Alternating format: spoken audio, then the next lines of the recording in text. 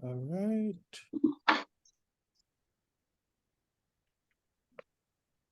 All right, so good morning, everyone. It's good to have you back here for Environmental Fridays.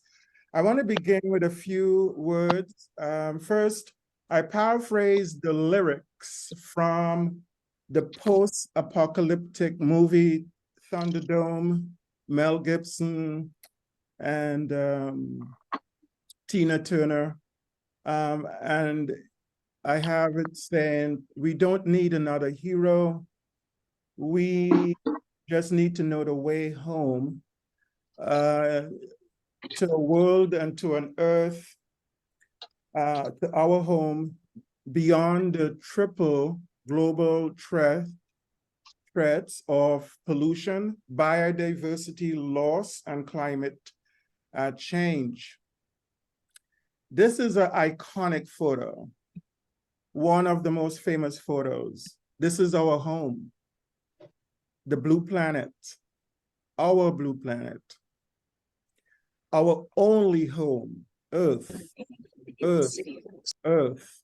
Is everybody seeing this? Hello? I'm seeing it. Seeing it? Okay, good. I see it, yeah.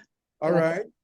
And it's this photo to me is personal. It's also beyond just local, regional, national, and global importance and significance, because this is our home and we have a responsibility to treat it well. In fact, this photo, was what triggered and inspired the observance of Earth Day and had a significant influence on the environmental movement. And it gives us hope. I think we could take some hope in the fact that it's not too late. We need to get our act together, but it's not too late to recreate our environment from ruin to renewal. And this is my hope for Environmental Fridays. Earth, Earth, Earth. It is personal. It is heaven's gift to us, to you, and to me. If you want to learn some more about who took this picture, the significance of it, you could take your camera and zoom in here on the QR code, and that will take you to a that you could look at later on that explains the significance, importance of this shot that is called Earth Rise. Anthony came in, I see him down there too. Remember to mute yourselves. So this is our welcome for season 5, Environmental Fridays. It is personal. For Environmental 5, season 5, we'll have about 14 episodes, about 16 plus guest speakers. They would come from California, Colorado, you could see that there, Grenadines, Michigan, Tobago, Trinidad, Tennessee. And you can again use the QR code to get to our website, www.theenvironmentalfridays.com. You could also join us at our Facebook page, Environmental Fridays as well. At this point, I'm going to introduce my co-host officially here, Christina Donaldson. I believe you're called Chris for short. Is that what you prefer? Yeah, I go by Chris, but whatever. I'm not too picky. Okay. So Chris is the clean water public advocate for Michigan EGLE for short, Michigan Department of Environment, Great Lakes and Energy. She has had 18 years in Southeast Michigan, working with public water systems. She's a licensed professional engineer.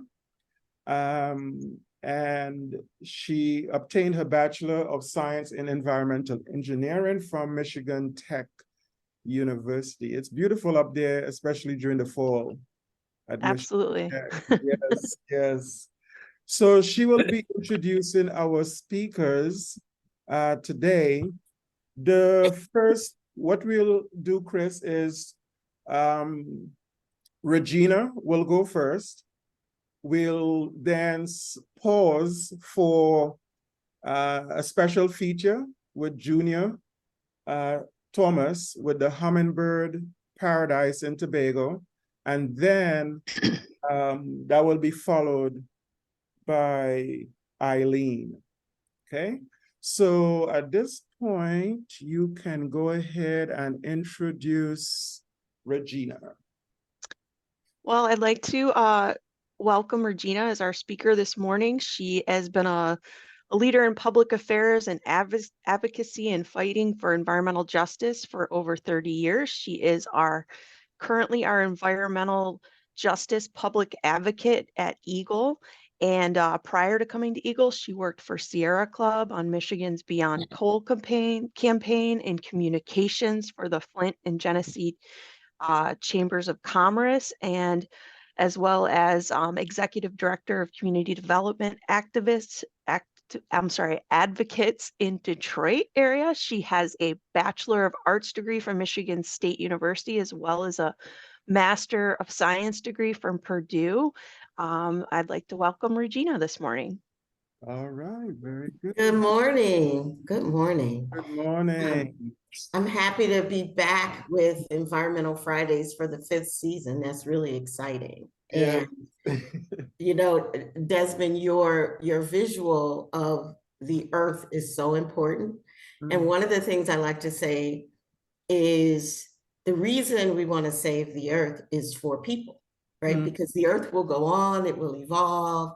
And as we think about how, you know, we address things like climate change, we have to think about who those things impact. And as we think about who those things impact, more often than not, folks in what we call environmental justice communities that are already challenged by a lot of things bear the brunt of a lot of that. So I am going to share my screen, hopefully successfully, and share a couple slides. And you know, I'd love to have a little dialogue. I'm not going to make you sit through a gazillion slides, I promise. So, because I'd much rather see your faces and have conversation.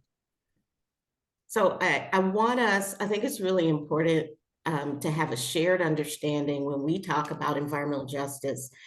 Think about exactly what we're talking about. So the EPA had a definition of environmental justice that we took some time in Michigan through our advisory council and with our interagency response team across the state to see what we felt would really make it our own so that we would have a Michigan definition. And I know you all can read this, but I'm going to go on and read it just to emphasize some key points in there. So environmental justice is the equitable treatment and meaningful involvement of all people, regardless of race, color, national origin, ability, or income, and is critical to the development and application of laws, regulations, and policies that affect the environment, as well as the places people live, work, play, worship, and learn. And that's critically important because when we think about what we're talking about when we say equitable treatment, that really means that no group of people bears a disproportionate share of the negative consequences resulting from our actions, whether they're governmental or commercial or industrial, and that all people benefit from the application of laws and regulations, and that we prioritize eliminating barriers such as poverty and lack of access, as well as focus on repairing systemic injustices, many of which have a historical grounding in things we've done throughout our history, particularly in this country. And so what do we mean by meaningful involvement? We really mean that people have an opportunity to participate in decisions that affect their environment or their health, that decision makers seek out and facilitate that involvement to make it easier and more accessible for folks, and that people's concerns are considered in the decision-making process, and that people have an opportunity to influence state agency decisions. So this wheel looks really, really busy, but all it shows is the intergenerational and interconnectivity between environmental justice and all the factors that impact communities. So at the core of that, in the middle, are the structural inequities that we deal with all the time. So whether they're policy-based, cultural norms, laws, social acceptance, based on how we choose to organize ourselves. And if you look around the wheel, it really focuses on all the things that impact, communities. And this is how we work best to address environmental justice challenges as we work to address saving the planet. So I'll back up and say a little bit about my office, the Office of Environmental Justice Public Advocate, actually, as well as Chris's office, the Office of the Clean Water Public Advocate. Both were created by executive order by Governor Whitmer back in 2019. The Office of the Environmental Justice Public Advocate was created as a Type 1 agency, which means it has a direct connection to the governor's office as well as sit in the executive office of EGLE.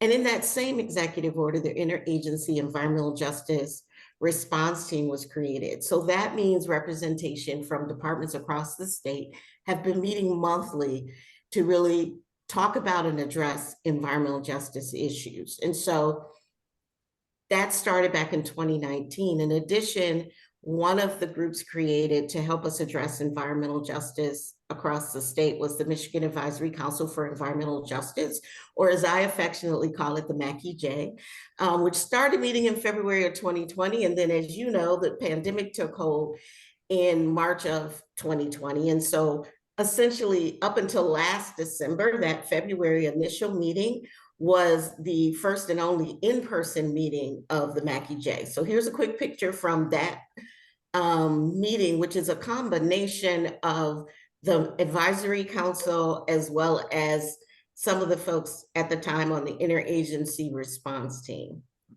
So a little bit about my office.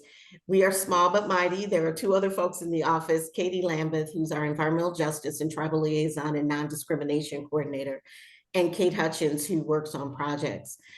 I wanted to give you a sense of the many things that we are working on across the state to try to address environmental justice, building in new policies and plans, not just within EGLE, but in other departments. So things like creating our first limited English proficiency plan to really take a look at how and when to both translate and interpret in dealing with communities and the public. The plan itself is available on our website, and we're in the process.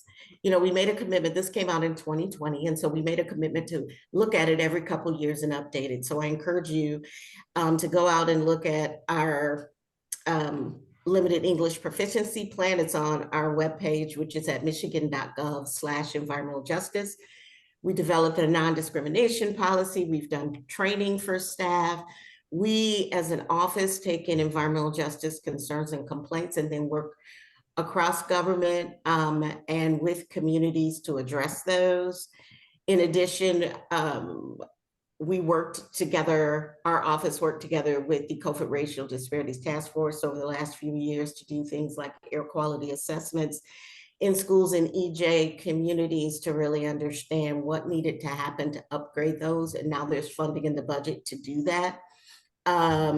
For schools, they can use it to update their HVAC systems, because what we already knew for schools in the wake of industrial pollution is oftentimes they're a little too close, and you need to protect those children from whatever is coming through the HVAC systems. And so what we realized is that there were not, most schools don't have that. So this was an assessment we worked on. So two other things I want to mention is we did a environmental justice conference in June, and it was our first in-person conference. Our first one was in 21, and it was virtual. So we plan to do them every other year, and then on the opposite years do regional roundtables to really get a sense of what communities are facing. So one other thing I wanted to mention, a project that was listed there, is we've created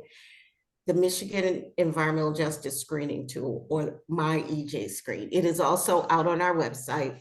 And essentially what we've done is use methodology from California's Cal Enviro Screen. We followed their methodology, and then incorporated things from the EPA EJ Screen and a lot of different data sources to take a look at where, what communities face in a more cumulative way. So for instance, you can overlay layers to look at where are the schools, where are the hospitals, what other factors exist in the community. But as part of the scoring, which the higher the percentile, the more things a community faces. You can see that in the legend on the left. You can really drill down on this when you see it. This is a static picture, so I know there's a lot there. But if you see the communities that light up kind of brightly, those are the communities that have the higher percentages of cumulative factors. And so those factors include everything from environmental conditions, things like that may directly impact those communities, to what we call, effects and then conditions. So proximity things, where are the hazardous waste sites? Where are impaired water bodies? Where are those things? And then we also look at population characteristics, as well as things that impact communities around health, asthma, low birth weight, blood lead levels, as well as demographics on income and people of color populations, education attainment. So it's really interesting. I don't have time in this kind of window to go into it, but it is one way to look at what communities face in one place. And it's a project that we have spent about 2.5 years working on. It still has draft on it. We're working through the last few pieces, but it is essentially ready to use. So I urge you to go out, take a look. Again, it's at michigan.gov/environmental justice. So I'm gonna stop sharing my screen if I could, okay. And see if there are any questions about environmental justice or any of the things that I shared. Okay, so everyone, you're welcome at this time to ask questions. I wanted to start off with sort of a political question, kind of, because you said the office, your office, as well as the office, Clean Water Advocate, was by executive order. Does that mean then that another governor could come in and like remove these offices? How does that work? So in theory, you're correct. A new governor could, we are obviously hoping that that does not happen. Right. But it was created by executive order. And that's exactly what that means, that it is a priority for Governor Whitmer. And if a governor comes in with a different priority or a different structure, they could intentionally do that if that was what they chose to do. So the follow-up to that would be, is there a way to make it more permanent so it's not at the whim and fancy of who is in office? I'm pretty sure you guys have thought about that. So I guess I would answer that question by saying, as direct employees, so the folks in the office, so the office and the name of the office was created by executive order, but there are opportunities to integrate, and that's what Chris and I both have tried to do, I think, with our work, is integrate it into the fabric of not just our offices, but how things are done within departments and state governments. So it's not, so the work itself is not from a political standpoint. Okay. So what's your man alive? What's your man alive? So we I need, think somebody's not on mute. yeah, we need to make sure everybody's on mute. All right, any other questions or comments on this segment for Regina? I would just like to ask a question about data that you collect. Any So, data Pat, that you could you collect. introduce yourself? Sorry, I beg your pardon. The name is Patricia McGaw, and I represent Council of Presidents of the Environment, which is an umbrella organization, 17 environmental organizations in Trinidad and Tobago. And we are obviously very interested in environmental justice. One of the problems that we have is access to data. Do you, any data that you collect or any data with on any of your, is all freely accessible? So yes, the data that was used, and we developed the screening tool internally, and it was developed from existing data. So whether it came from the Census Bureau, or whether it came from the CDC, or whether it came from the EPA, as well as, you know, one of the reasons we created a Michigan-based tool was to add specific data that wasn't available at the national level that, for instance, the data around health in Michigan and other information, but it's all out on, if you go and take a look at, you know, the website, there is both a technical report and the background data that is incorporated into the tool. And most of it is focused on Michigan, but it is, again, publicly available data. Mm-hmm.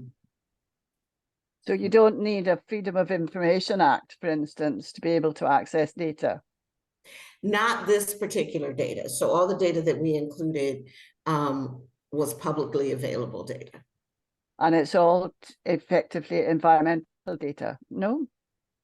Yes, so the majority of it is. And then on the, so some of it is place-based data. For instance, where are certain sites located in proximity to communities? One of the things that I think we, I didn't mention is that it is by census tract. So you literally can look at, you know, census tracts in different parts of the state to identify the data. But all of, if you go out there and take a look, all of the data and sources of the data, they're all listed there. Thank you. Thank you very much. You're welcome. So you've created this tool. It's been recent, right? Fairly recent. The tool has been, yes, available. Have you had any interest yet from communities, especially those who, you know, have problems to use the tool? Have you had communities starting to contact you about using the tool?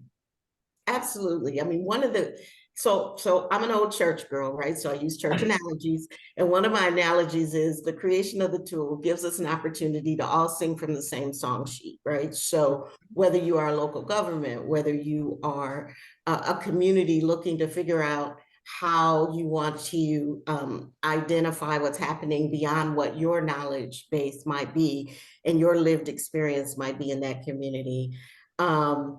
If you are you know, if it's a business, a industrial site, a utility, I mean, some of the uses up until this point that, you know, examples is you can kind of take a look at proximity. You can use it to look at what languages are spoken. You can use it to look at how close, if you're a business considering a site, what else is in that area?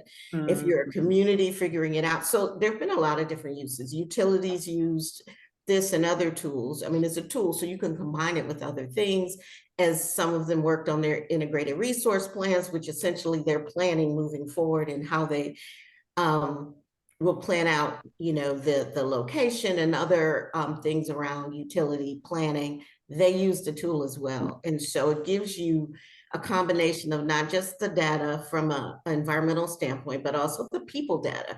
Because like I said earlier, I mean, you really, all of what we do to protect the environment, we also need to do that to make sure it's equitable, that people who are getting what they need in the process. So that's the goal of the tool, and all the work we do on environmental justice is really to be able to do that. It becomes So the tool, from what you just said, is not something that is used only by communities and municipalities, but by businesses that may be wanting to do set up in a particular community. They want to find out how suitable it is in terms of environment. It sounds like that's part of the use as well, right?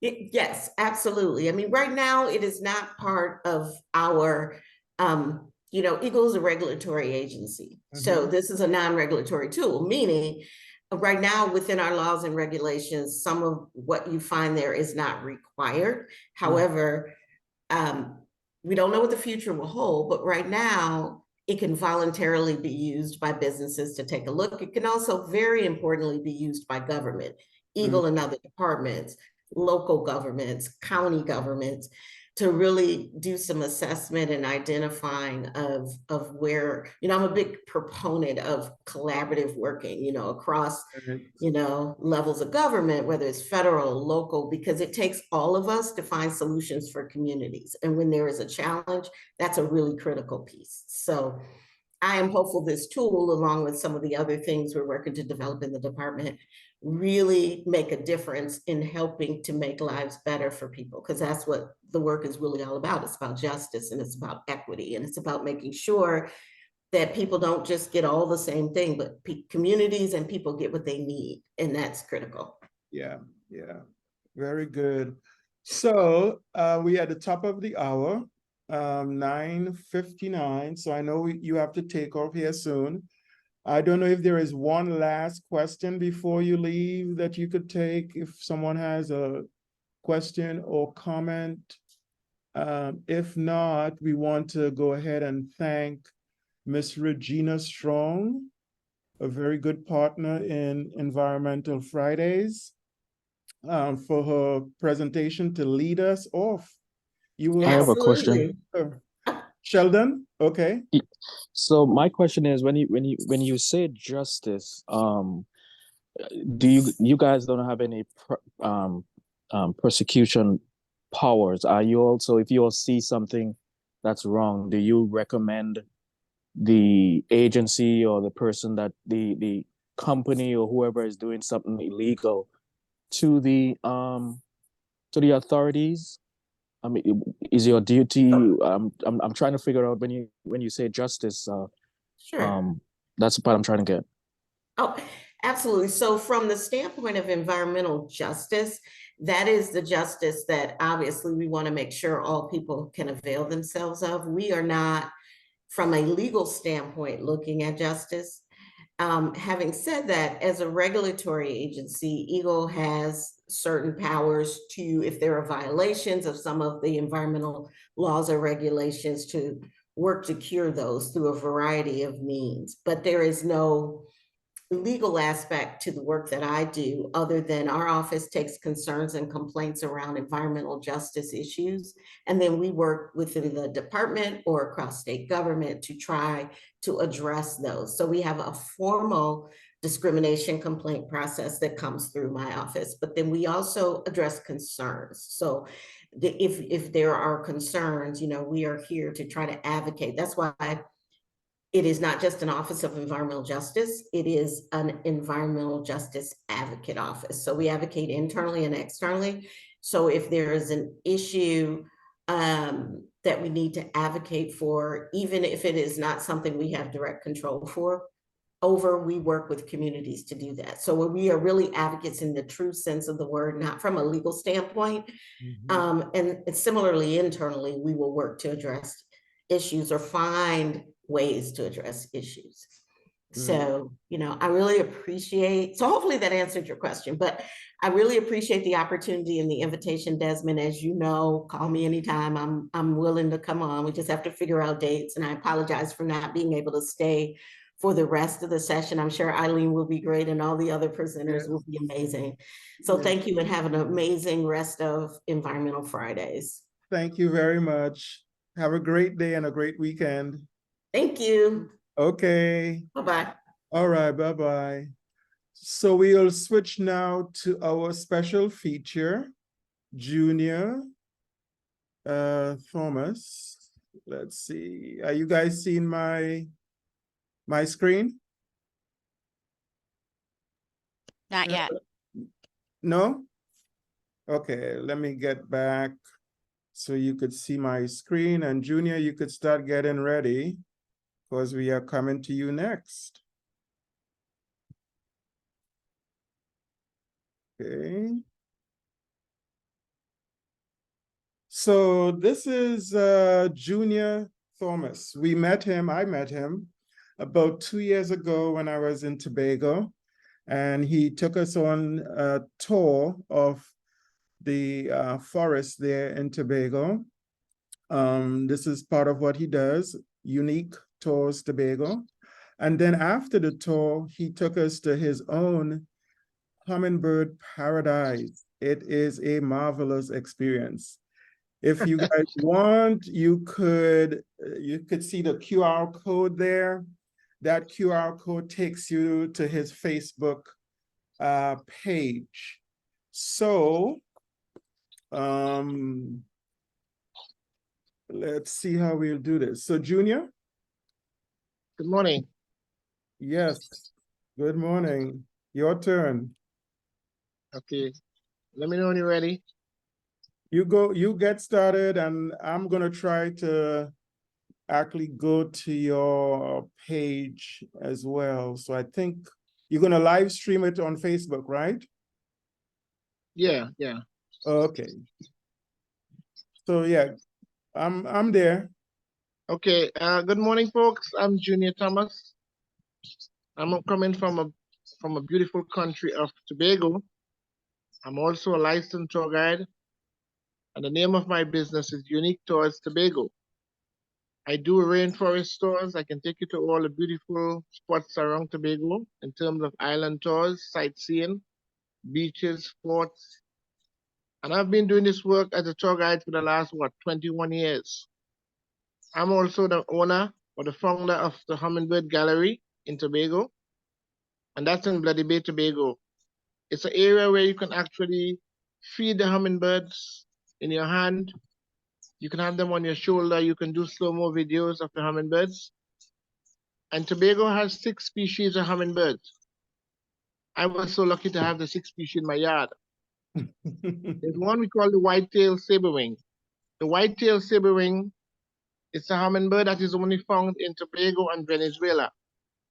The Tobago population was thought to be extinct after Hurricane Flora hit the island in 1963, when almost all the island forest was destroyed. The species that was discovered in 1974, although it remained absent from the South American Hill Reservoir. One second. So the white-tailed saberwing, one second. Right, so the white-tailed saberwing is only found in Tobago and Venezuela throughout the whole world.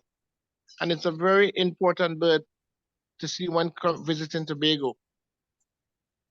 And that one is really beautiful. So my speech is very short, not too long.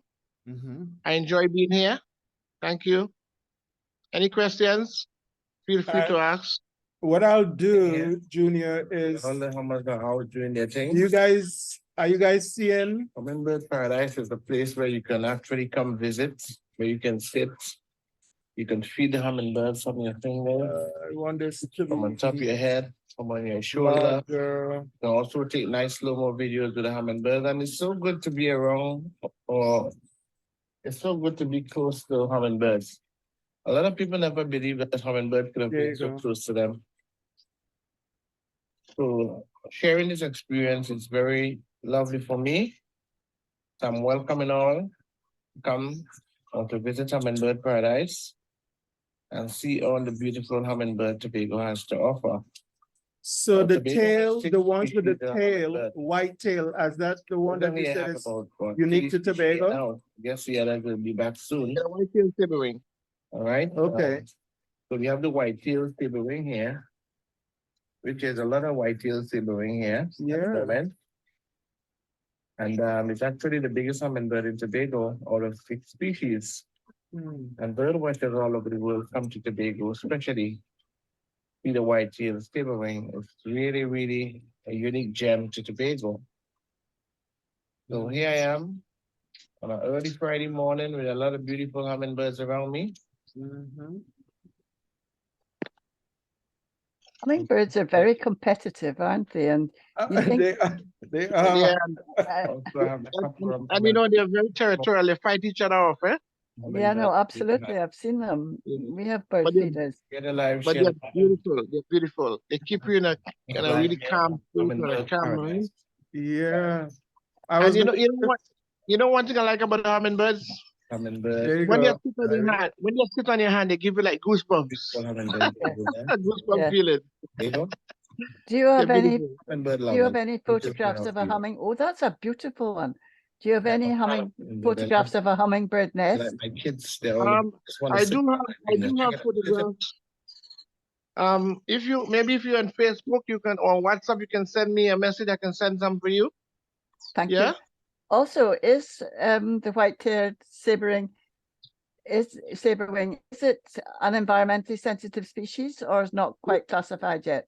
Yeah, it is. It is. It is classified as an environmentally sensitive species, Yes. so it's protected.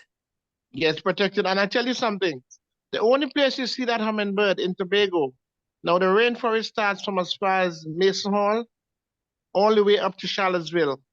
And we have approximately 14,000 acres of protected rainforest in Tobago. And that hummingbird is only being seen from Mason Hall all the way up to Charlottesville. So Hmm. from Mason Hall all the way back down to the town area, the Scarborough main city or main town, you will not see that species down there, only in the main Ridge Forest Reserve area. It's very Wow. unique to the island Wow. Right. of Lovely. Tobago. All Great. right. Well, You that's, know what? It's a gem. It's a gem. it I think is, it's a it gem of is. Tobago. All right. Well, thank you so much. Thank you so much, Junior. You're welcome, sir. You're Yes, welcome. yes, yes. So we'll move along now. Let's see. Go back to Chris to introduce our next speaker. Great. So Eileen, our next speaker will be Eileen Boekestein. She has worked in environmental education for over 17 years, and she focuses on connecting science and governmental agencies with educators and the public. And in her current role here at Eagle as our Michigan Environmental Education Coordinator, she's continuing to foster environmental literacy in Michigan, and all for the effort of protecting our environment and public health. She has an environmental biology degree from Cornerstone University and a master's in environmental studies from Green Mountain College. So I will turn it over to Eileen. Thanks, Chris. Appreciate it.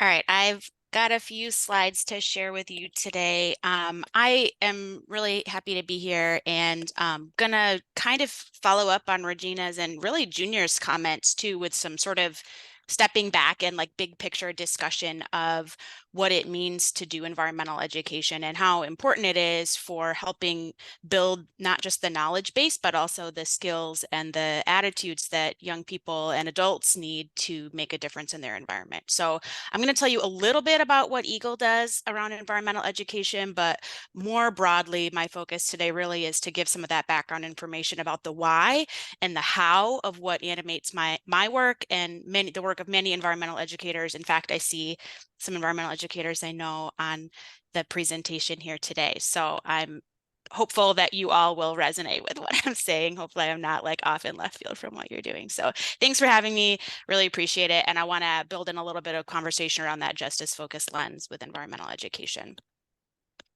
So I mentioned at Eagle, my job involves in building environmental literacy, and that's all around our mission of protecting the environment and public health. And we do that through managing air, water, land, and energy resources.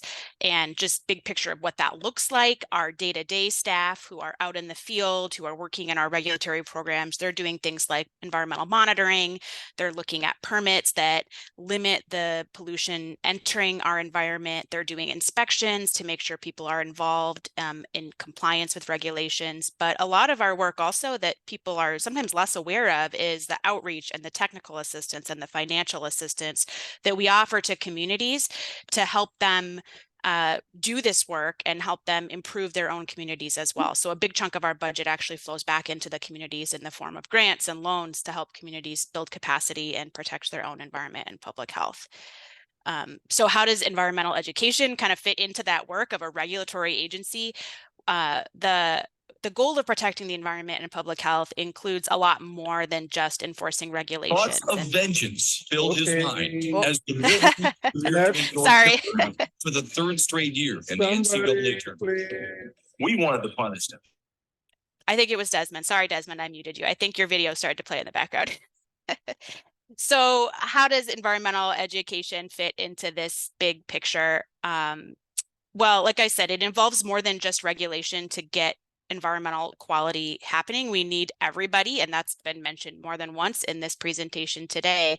So my goal is to help really foster environmental literacy and stewardship action around our environment and natural resources. And so in my work, specifically in environmental education, we lump a lot of our work under the heading of what we call Eagle Classroom. So we provide curriculum and materials for educators to help teach about the Great Lakes and Michigan's environment, whether in the field or out in the classroom. We support schools in environmental stewardship actions and getting recognized for what they're doing through programs like the Michigan Green Schools program. We help youth, explore a variety of environmentally focused career pathways, either at Eagle or beyond.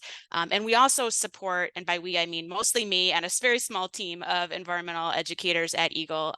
We help support our program divisions by helping to develop and participate in public education and outreach campaigns around topics like those we've heard about today: drinking water, watershed health, waste management, air quality, and all of those types of topics. So I provide a lot of support to other divisions in addition to working directly with K-12 teachers and non-formal educators around the state.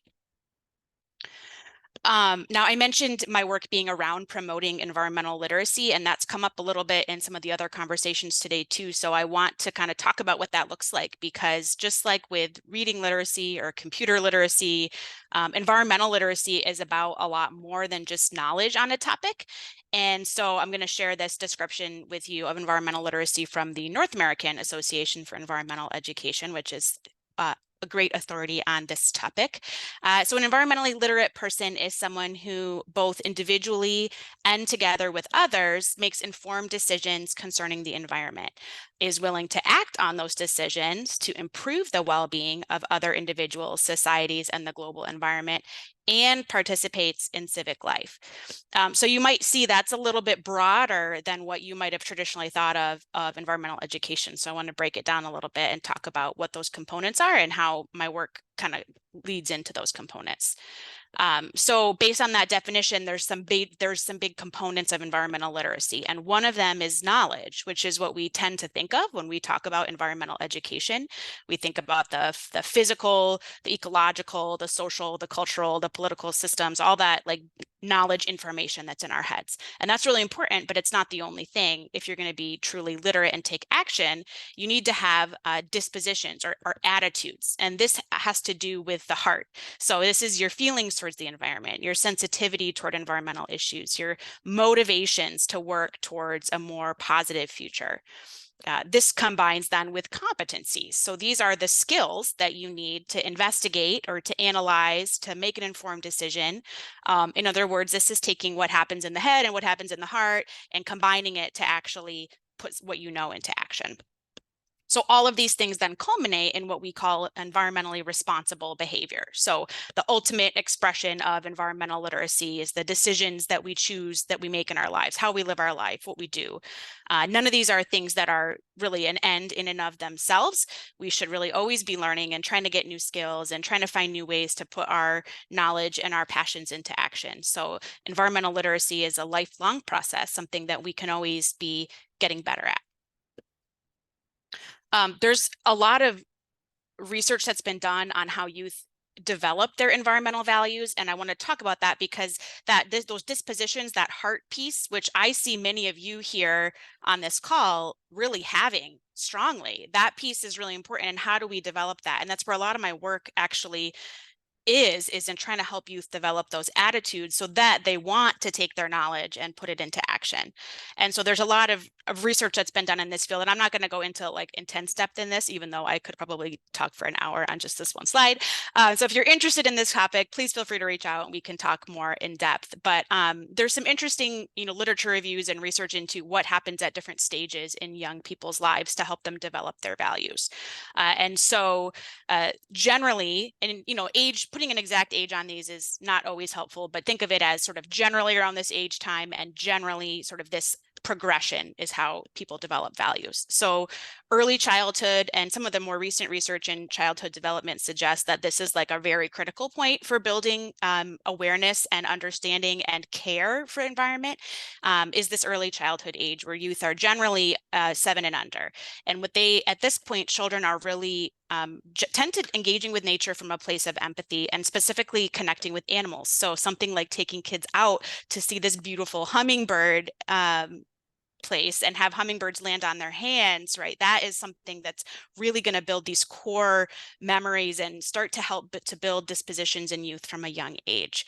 And so this is when a lot of those values start to develop initially, but as children get older, and it's funny because I have kids who are in all 3 of these age categories right now, and I really see this in them. So it's kind of interesting to me to look at some of the research around this. But when they're in these ages of like upper, middle elementary, 8 to 11, kids are really gaining more physical control over not just over their bodies, over their minds, and they are also getting a little bit more independent from their caregivers. And so approaches that really resonate with youth at this age really give them a chance to explore in their natural environment, in the information around them. And a lot of some of the more recent research around child development and environmental values says that, by the age of 10 or 11, youth have really developed the vast majority of their attitudes and care about the environment. Now, that doesn't mean that you're like out of luck if you missed it, but it is important to know if you work with youth that those are really critical ages. And it's actually why a lot of youth environmental ed happens at these early ages, because we know that it's a really important time. And then it's not until youth reach adolescence that they are really able, oops, sorry, I missed a line, until they're really able to grasp those more abstract concepts of their seeing themselves as part of a larger group that has social responsibility. And that doesn't mean that we shouldn't talk about interconnectedness or mutuality at younger ages, because they will start to grasp some of those.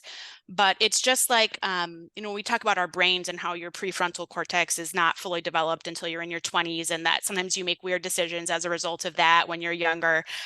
Similarly, when it comes to youth and social action, it's kind of hard for them to grasp some of those abstract concepts when they're so young. And so we really do youth a disservice if we put pressure on them to solve global problems that they can't even really fully understand before they get to that age.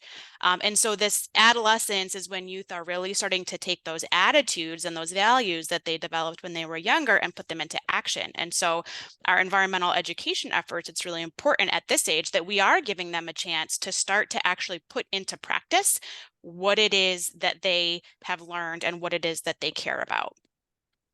And that leads into this sort of conversation that I'm really excited to see that sort of organically came up before I even started talking about it in this session, is that we really tend to care about the things or protect the things that we love and that we care about. And so if those, early childhood windows of developmentally of, presenting these values to youth were missed, that's okay.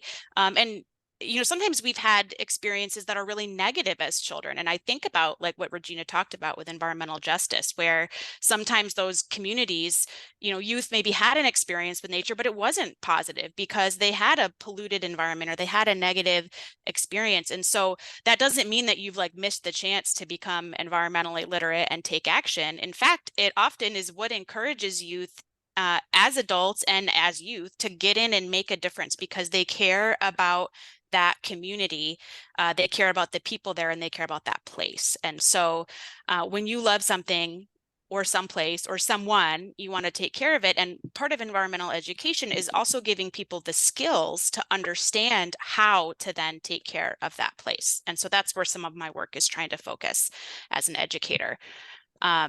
we really can't give youth, I mean, I sometimes talk to youth who feel a little stressed out by adults being like, you're the future, you have to take care of and fix all these problems. They're kind of like, well, you guys caused the problem, so could you please help us? So it's really important then when we're doing environmental education that we are presenting these issues within the context of solutions and what it looks like to fix that, because otherwise we're asking our kids to strive for something that they don't know what it looks like. Like, we can say we want a healthy planet and a sustainable future and healthy ecosystems, but if they've never seen that, if they don't know what that looks like, if they don't know what a solution potentially would even be, they're not going to be able to make that difference. And so we need to give them solution focus as we're building our environmental education efforts. And we need to also give them opportunities to just be young people and to just love and enjoy the places that they're in. And again, especially if young people live in a community that doesn't have a lot of what we would call natural space or high quality ecosystems, that we give them a chance to see those and experience those and have access to those so that they understand kind of what that baseline that they're looking for actually is. I'm not going to go into a ton of depth on this just because we don't have a lot of time, but I want to very briefly give you a few principles because I see we have a lot of educators on here and adults.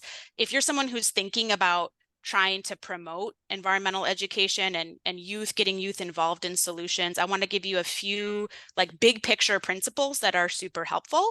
And if you want to talk about them more in depth, you can certainly reach out to me and I'll share some of the like research studies and things that these are based on. So just know, sorry, this is going to be like really high level, big picture, and you might feel like, oh my gosh, I want to hear more about that. And we'll talk about it in a minute. So the biggest thing, and this is not at all surprising because it's a very common finding in education, is that environmental issues need to be personally relevant to young people. They need to understand the drivers and the impacts of environmental issues in communities that they know and that they love and that they understand. And so this really helps people understand how it impacts them and people and places that they care about. And that makes it so much more impactful for their learning. And to give them a chance, not just in environmental and not just in science, but truly in any kind of learning, to get their hands dirty and actually do something. Yeah, understand and learning about the things that you've actually done. And when you do find a problem out in your community, that there's so much learning that occurs when we're working on building solutions and designing problems. And if you're an educator, I would say give your young people that you're working with the chance to try things, even and maybe especially when you know that their solutions will fail, because it gives them a chance to learn about how this process works and how to work with other people to make things happen. There's a neat term called multi-solving, which talks about solutions that solve a wide variety of problems. And when we think about environmental problems, they have a wide variety of sources. And so the solutions are also super varied. And so we want them to think about, if we're going to do something like look at stormwater runoff in our community and we decide we want to build a rain garden, to understand that something like a rain garden that manages stormwater runoff also has other benefits. It provides habitat for pollinators. It helps improve water quality. It can help combat urban heat island effects. And it can also just provide aesthetic beauty and sometimes raise home values. So thinking about all of these different things that can make a big difference in a wide variety of aspects are really important with environmental education. And whenever possible, to give youth a chance to actually, again, do the thing by embedding a stewardship project so that they know that they have those skills and they can practice building those up. And then finally, letting students, build their own ideas, building their skill sets, making sure that they have a chance to celebrate different viewpoints and learn how to talk to each other and have dialogue, not debate necessarily, but dialogue about these different opportunities and different things that are out there for them to look at. Oh, this is the final one, sorry. And just engaging with scientists in the field. So this is one of the things I appreciate about Environmental Fridays, is the chance for you as educators and young people to get to see people who do this work and ask them questions about it. This really inspires people to, think about what they could do themselves. And if there's people you want to talk to who are experts in the field in Michigan specifically, I'm happy to help connect you with them. And then finally, just coming back to this idea of environmental justice that Regina talked about earlier, just making sure that your learning is based on justice-centered phenomenon. And so there's a reference here to a thing called a STEM toolbox. There's a STEM teaching toolbox that's really great. And they have a whole practice brief, a whole series of practice briefs on teaching environmental issues from a justice perspective. And so making sure that you're highlighting the intersection between communities and people and organizations and types of solutions and different types of ways of even knowing about your community, so that youth understand how all of these things are interconnected, and that your education practice will be stronger and more effective if you are really teaching from this very intersectional perspective. So I want to end with I like this picture because it reminds me of a thumbprint. It reminds me of nature. And I want to end with sharing, I saw something on Instagram the other day. There's an account I follow called Earthly Education. And they shared a tweet that somebody said, where the quote was, "Someone once asked me why I was so worried about the environment. I just said, I live there." And they looked at me as if that fact had never once occurred to them. Wow. And that just reminds me too of you, Desmond, right? Like the whole point of Environmental Fridays is this is personal. It gets personal because we live here, and here is our own community, and here is the broader state. It's the country, it's the world. We all live here. We all depend on it. And this is really the idea that animates environmental education, and especially that justice-focused approach where we live here and we want to be healthy and we want to thrive, and we can only do that when we come in and we work on this together.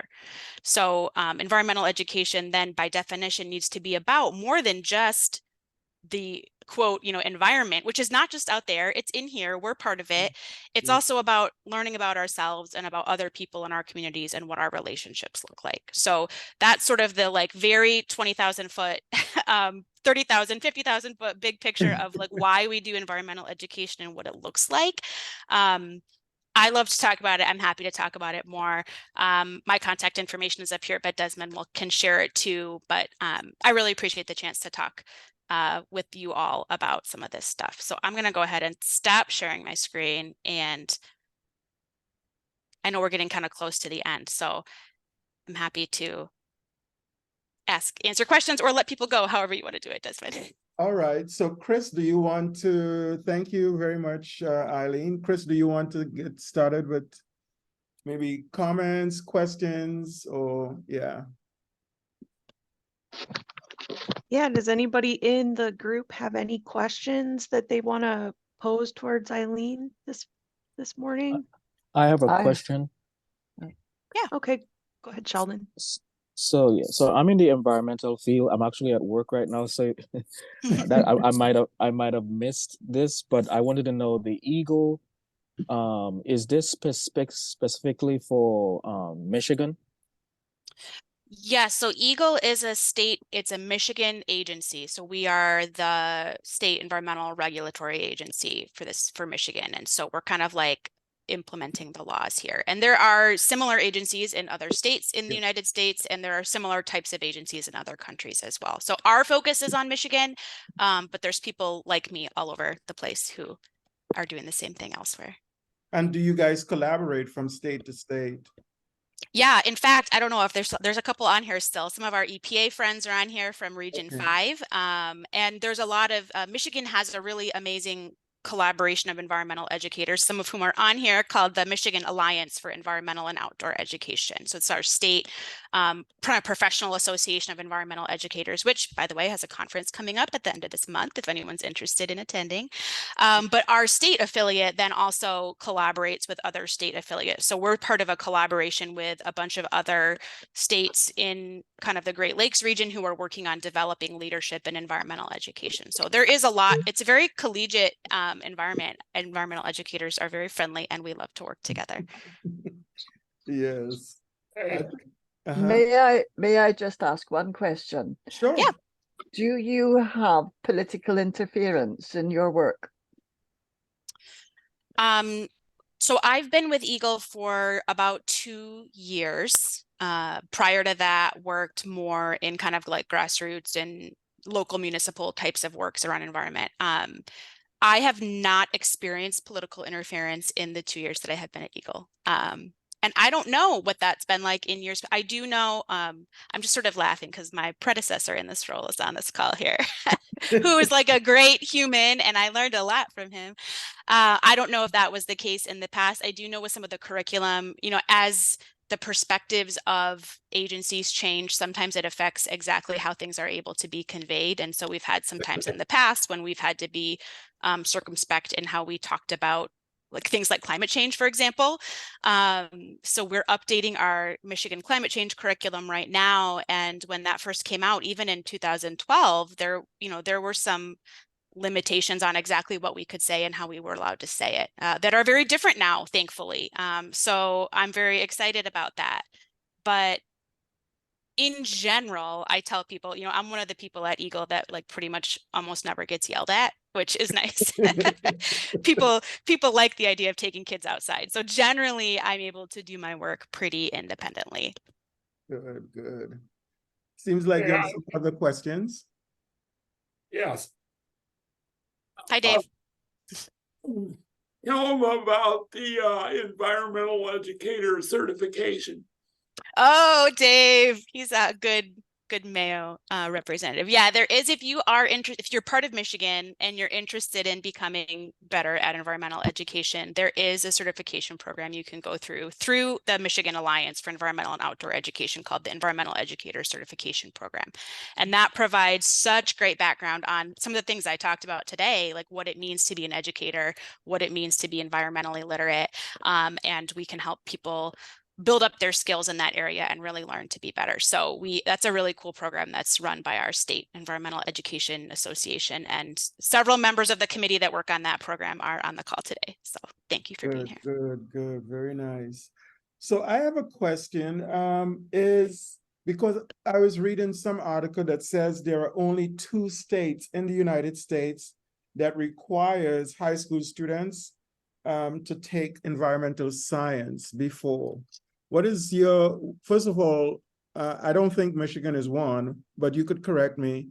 And what is your assessment feeling about requiring environmental science? So we have, Michigan science standards. We have Michigan science standards that the Department of Education, requires what we have to learn. And those academic standards in Michigan are based on some national standards that a lot of other states use, called the Next Generation Science Standards. Right. So there are a lot of environmental components built into those science standards. It doesn't require necessarily, and this is maybe more of like a Department of Ed question, we don't necessarily require a specific course in environmental science for graduation. However, there are things that you need to know about Michigan's environment that are incorporated into our academic science standards that teachers need to teach. That being said, it can be hard sometimes for teachers to incorporate some of those things into specific classes. And so a lot of the work that we do, not just me, but other environmental educators in the state who are sort of non-formal educators, is we help support teachers as they try to incorporate those things into different classes. So there's earth science things they need to know, there's chemistry they need to know, there's ecology they need to know, but they're incorporated into different classes. But you're correct in that it is not a high school graduation requirement that you take specifically an environmental science class. And I don't know, it can go both ways with requiring things. I think about teachers, teachers are struggling right now. And so I sort of hesitate to say we should require anything additional of them, but I think we should definitely support them as much as possible in incorporating those topics. So that's actually, to be very transparent about how Environmental Fridays began, that was actually what I was trying to do. I used to teach high school chemistry, and I wanted to make it really real and relevant so that the students don't think, because chemistry could become sort of like esoteric and abstract and stuff. So that was really the germ, the idea of me starting Environmental Fridays, is to show the students that what they learned in chemistry apply directly to the environment and make chemistry like real for them. So the idea of integrating it, and I'm assuming that your office then helps assist with that sort of thing across the state?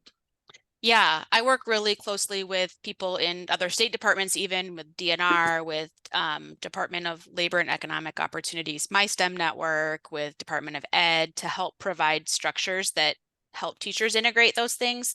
And I will, just to go back to the like requiring thing, we've talked a lot with people from other states who have done things like put into place. So like New Jersey and some other states, for example, have climate education standards that are required specifically around climate change. And we've talked to them about that process and like the pros and cons of requiring specific things versus voluntarily supporting. And there, you know, it's one thing to say you have to teach this content, and it's another thing to like actually teach the content. And so Right. if we're requiring things that we don't provide support and training on, and the way that we teach science has changed pretty dramatically in the last few years. So when we switched, I think it was 2013 or so that Michigan adopted these next generation science standards. It wasn't like necessarily a ton of different science content. It was a big change in how we teach science, because the emphasis there really became on, we're not just going to like have butts in seats where we like make you memorize stuff. You actually have to be able to explain it, and you have to be able to apply it. And so the transition to science education, that's high quality science education that's happening now, is youth are actually learning a lot of times through things like case studies and application. How does this actually work? We use the term phenomenon, like we start with a thing that we see in the natural world or in your lab, and you try to figure out why it works and understands. And so that application piece is really what good science education looks like. But, you know, that's a big shift in how we teach teachers how to teach science. And so when we have teachers who've been in the classroom for 30 years and they weren't taught how to teach science this way, they need extra support too.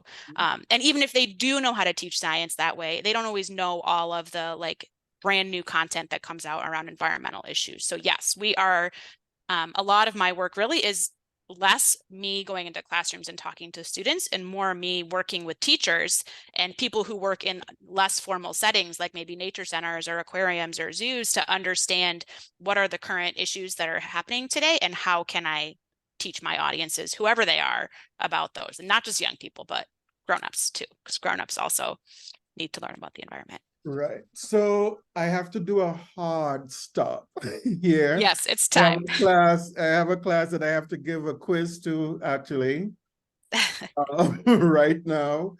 But want to thank you, Eileen. I want to thank Regina. I want to thank Chris. And I want to thank the audience. We had about 29, 30 different persons on here today. And so we will be meeting every Friday going forward. You will get weekly updates, but we want to thank you for really getting us started on our 5th season of Environmental Fridays. Hope everyone has a great weekend, and we'll see you next Friday. Thanks again. Thank you, everybody. It's an honor. Feel free to reach out anytime. My email is in the chat. All right. And I'll send it out by email as well. That sounds great. Thank you, everybody. Have a great weekend. Okay. Thank Take you. care. Bye-bye. Bye.